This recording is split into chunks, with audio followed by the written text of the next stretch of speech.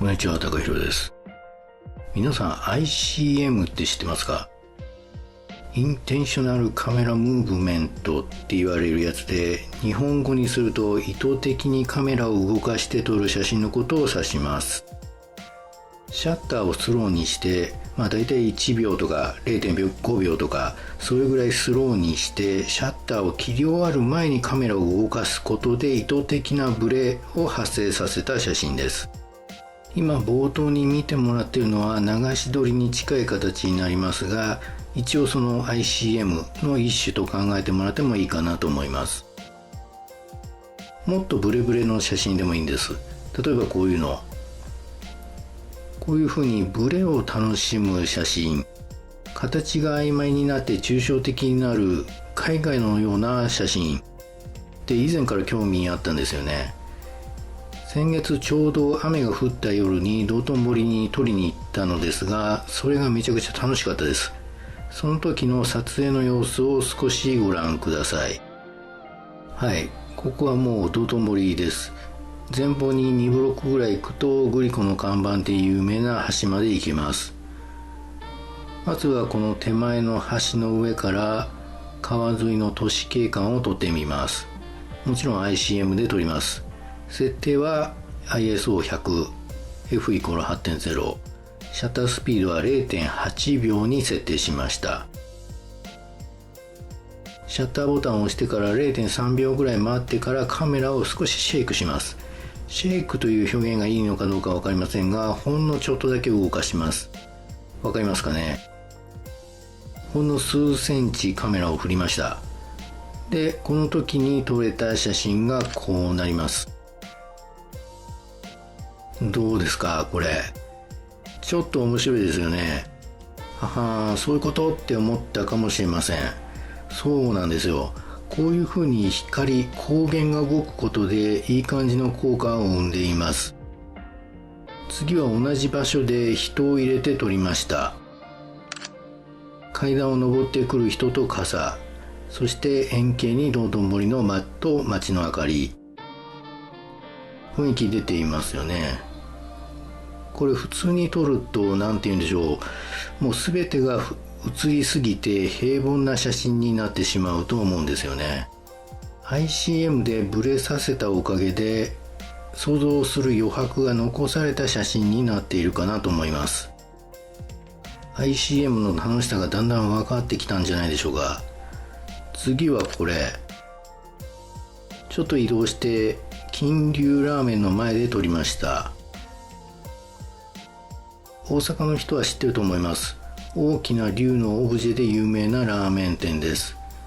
普段僕はそのようなオブジェを撮ることはほぼ 100% ないですが、 ICM の場合は例外です。この赤い塊がその龍のオブジェです。よく見るとここに金龍ラーメンと書かれた看板があることに気づくでしょう。もうかなりブレていて形崩しまくりですが、これぐらい抽象的な方が写真としていいかなと思いました。 ICM はこういうカラーを使ってやるのが一つのコツとなります。次はドラッグストアの前で撮った写真。これはシャッタースピードを6分の1に設定しています。 ICM にしてはちょっと早め。ICM はだいたい4分の1、6分の1ぐらいが早めの設定で、遅めだと1秒くらいでやってます。シャッタースピードが遅いほど人がどんどん薄くなります。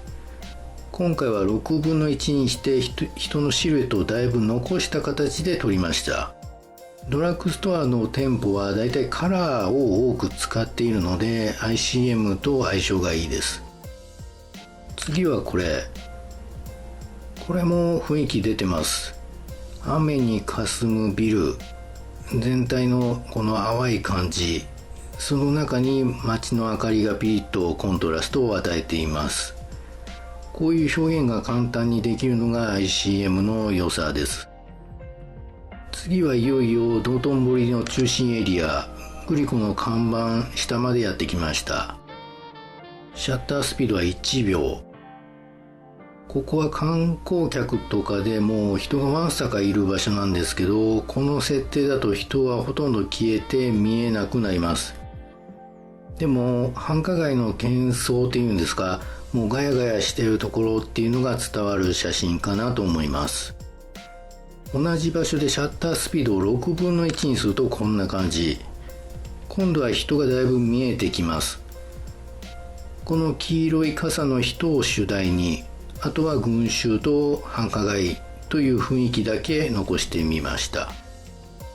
次はグリコの看板を入れたショット。ちょうどいいブレ感といいますか、これぐらいの方がスッと写真に入っていけるのではないでしょうか。人の顔が全部きれいに写っていると、それっていいのっていう心配の方が先に来て、しっかり写真を見れないですからね。ちょっと離れて道頓堀川の写真です。もうビルの形はなくて、明かりだけを使って写真を構成してみました。これぐらい抽象的にやってもいいかもしれません。シャッタースピードは5分の1。この速さのシャッタースピードでは、シャッターを押すのと同時にカメラを振っています。はい、どんどん抽象的になっていきます。シャッタースピードは1秒。もうちゃんと映っているとか気にならなくなります。それよりも何か面白い像が映っているかどうか。これもこの光のパターンが何個か繰り返されていて、謎の躍動感があって、また人のようにも見えて面白いです。こういうのが ICM の醍醐味なのかもしれません。ちょっと前に出したグリコ看板周辺の写真よりもこっちの方がぶっ飛んでいていいですね。そう、ICM の良さはこういうぶっ飛んだ写真を撮れるっていうことなんです。普段構図をきっちり決めて撮ってる僕ですが、ICM は良い気分転換になります。構図で難しいこと言われると分かんなくなるっていう人も、こういう感覚に身を任せて撮る ICM はおすすめです。率直に言うと ICM はガチャみたいなところがあります。運の要素が強いってことです。再現性は低いです。その代わり偶然ハマった時は自分だけのオリジナルな写真が撮れます。そして後でセレクトする時にそうした写真をちゃんと拾い上げる目が必要になってきます。ICM で撮ってみて分かったのですが、実際に撮っている時に手応えみたいなものはほとんどありません。でもかえってパソコンの前で写真を見返してみて、あ、これ面白いじゃんとか、これいいなっていうのが結構出てきます。逆に現場でそこそこいいの撮れたかもって思ってたやつの方が、かえってじっくり見るとつまんなかったりします。とにかく数を取って後からセレクトする。それがいいでしょう。今回道頓堀での撮影は1時間。その間の撮影枚数は500枚でした。1分間に8枚以上撮っている計算になります。それぐらいシャッターを切りまくりました。これは僕はまだ ICM 初心者というせいなのか、それともそもそも ICM がスタイル的にそういうものなのかは分かりません。でもこれだけの濃度でシャッターを切ると、たった1時間でもすごく充実した時間が過ごせます。他にも ICM のメリットとして言っておきたいのは、正確に写し取ろうという縛りから解放されるということです。今のカメラどれも性能が良いので、写りがいいとかそんなことどころで競っていてもあまり意味はありません。ICM をやれば表現としての写真を強く意識するようになるでしょう。ICM をやるための機材として、まずはカメラは軽ければ何でも OK です。安いコンデジとかで十分です。重いカメラとレンズだとカメラを振る作業でだんだん重く感じるようになります。軽いカメラで臨みましょう。レンズは超広角を使用しましたが、標準域や中望遠でも撮れなくはないです。別の画角も今後試してみたいです。広角で人を入れて撮る場合はかなり至近距離でのショットとなります。どういうシーンでどういうシャッタースピードを選択するか、まずはいろいろ試してみるしかないなと思っています。例えば通行人を入れるとします。その通行人がカメラ前を高速で横切るような場合、つまりカメラの近くを横切るような場合はシャッタースピードを速くします。遅くすると通行人が全部移動しきってカメラの画角から外れてしまい、ほとんど映らないからです。逆に立ち止まっている人とか遠目の人を撮るときはシャッタースピードを1秒ぐらい撮ってみてもいいかもしれません。昼と夜の違いですけど、夜の方がいろんな意味で撮りやすいです。街灯やお店の明かりを使うことができるからです。あと夜だと自然にシャッタースピードを遅くできます。ISO100 で F8 に絞っても大阪の中心部ならシャッタースピードは4分の1から1秒の範囲に収まるでしょう。昼間はいくら絞っても明るすぎてシャッタースピードを十分遅くできません。その場合はレンズにつける ND フィルターが必要になってきます。試しに ND200 をつけて撮った写真がこんな感じになります。日中だと人の動きを強く打ち出す写真になります。どうですか ICM 簡単でしょ。